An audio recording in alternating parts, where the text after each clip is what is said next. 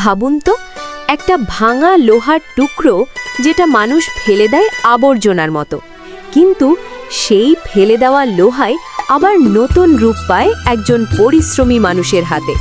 এই মানুষগুলো সারা দিন আগুনের তাপে কাজ করে, পুরনো লোহা কেটে ছোট ছোট টুকরো করে, তারপর সেই টুকরোগুলো আগুনে গলিয়ে ছাঁচে ঢেলে বানানো হয় নতুন বাসন।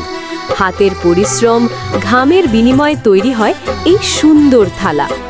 আমরা যখন সহজেই দোকান থেকে একটা বাসন কিনে আনি, তখন হয়তো বুঝতেই পারি না এর পেছনে লুকিয়ে আছে কত মানুষের কষ্ট আর পরিশ্রমের গল্প।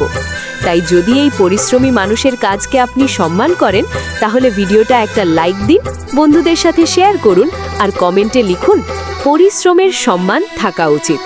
আর এমনই বাস্তব ও আবেগের গল্প দেখতে রাজিদল শর্ট ফান পেজটি ফলো করতে ভুলবেন না।